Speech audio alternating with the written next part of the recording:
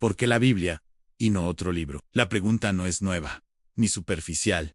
¿Por qué la Biblia y no cualquier otro libro religioso? ¿Por qué millones de personas, a lo largo de siglos y culturas, han reconocido en este texto una autoridad única? Desde una perspectiva cristiana histórica, la respuesta no comienza con una experiencia subjetiva, sino con una afirmación objetiva.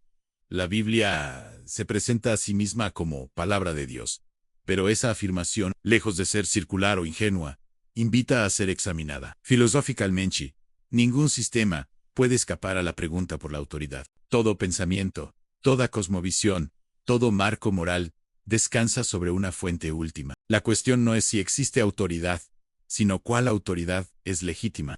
En ese sentido, la Biblia no compite como una opinión más dentro del mercado de ideas, sino que se presenta como revelación no como el intento humano de alcanzar a Dios, sino como el acto de Dios de darse a conocer. Históricamente, la Biblia no es un libro monolítico ni producto de una sola mente. Fue escrita a lo largo de aproximadamente 15 siglos, por más de 40 autores, en distintos contextos culturales, políticos y lingüísticos. Y sin embargo presenta una coherencia interna notable, un solo Dios, una sola historia redentora, una misma tensión entre justicia y misericordia, y una culminación cristológica consistente. Este fenómeno no tiene paralelo en la literatura religiosa o filosófica. Desde el punto de vista lógico, la unidad del mensaje bíblico no puede explicarse únicamente por edición posterior o imposición institucional. Los textos más antiguos muestran ya la misma estructura teológica fundamental. La narrativa no se corrige a sí misma con el tiempo,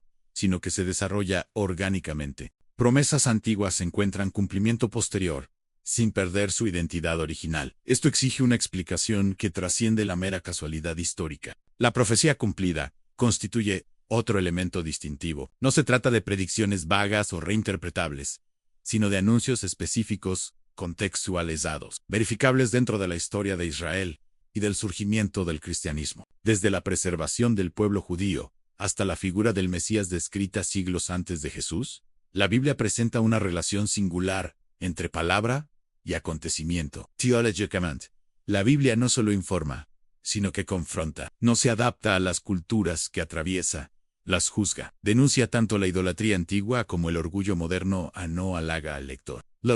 Esta característica es profundamente contracultural y difícil de explicar si el texto fuera simplemente un producto humano, diseñado para controlar o complacer. Además, la autoridad espiritual de la Escritura se manifiesta en su efecto, no en un sentido místico abstracto, sino en su capacidad histórica de reformar conciencia, transformar comunidades y generar movimientos de reforma incluso contra las instituciones que la administraban. La Reforma Protestante es un ejemplo.